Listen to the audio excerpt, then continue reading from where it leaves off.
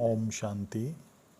आत्मा में टिककर परमात्मा की याद में सुनते हैं दिनांक 18/5/21 की मुरली में 4 सब्जेक्ट रूपी मक्खन। टाइटल है मीठे बच्चे, कालों का काल बाबा आया है तुम्हें काल पर जीत प्राप्त कराने।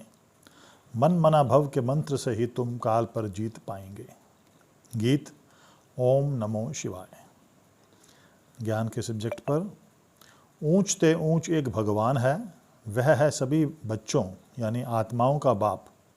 बाकी जो भी हैं आपस में सब ब्रदर्स हैं।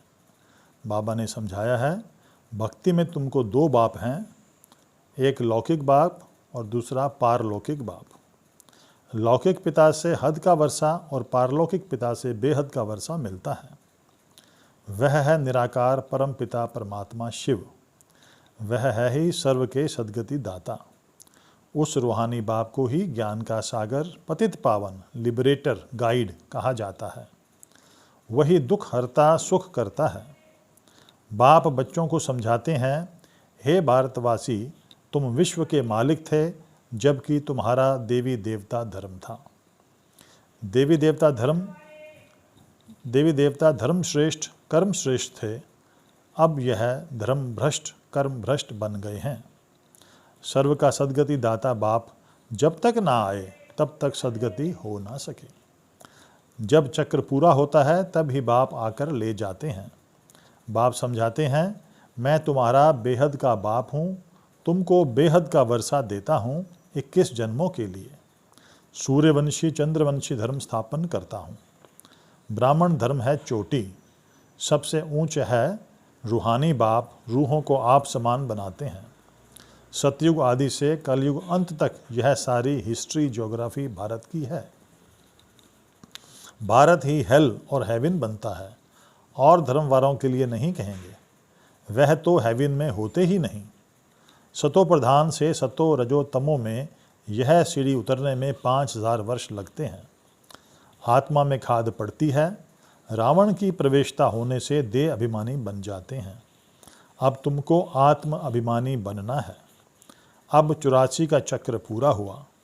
अब रूहों का बाप आकर रूहों को पढ़ाते हैं, सृष्टि के आदि मध्य अंत का ज्ञान देते हैं। बच्चों के लिए स्वर्ग की सौगात लाते हैं, मालिक बनाते हैं। योग के सब्जेक्ट पर बाप कहते हैं, बच्चों मुझे याद करो तो तुम्हारे सब विकर्म विनाश होंगे। यह स्पिरिचुअल नॉलेज सिवाय बाप के और कोई दे नहीं सकता। तुम रूहानी यात्रा करते हो, देह अभिमान को छोड़ देही अभिमानी बनते हो। अभी बाप ही सतो प्रधान बनने की शिक्षा देते हैं, मामे कम याद करो। धारणा के सब्जेक्ट पर स्वयं को सतो प्रधान बनाने के लिए एक बाप को याद करना है। आत्म अभिमानी बनने का पूरा पुरुषार्थ करना है। काल पर विजय पाने के लिए बाप की शिक्षा को ध्यान पर रखना है। वरदान है धारणा पर ही, आवाज से परे की स्थिति में स्थित हो, सर्व गुणों का अनुभव करने वाले मास्टर बीज रूप भव। धारणा पर ही स्लोगन है, अच्छाई धारण करो लेकिन अच्छाई से प्रभावित नहीं हो जाओ। सेवा पर बाबा कहते हैं, अपने को रूह समझ रूहों को ज्ञान देना है, रूहानी यात्रा करनी और करानी है। अच्छा, हम सब की तरफ से बाप दादा को धन्यवाद। ओम शांति। वाइट वे।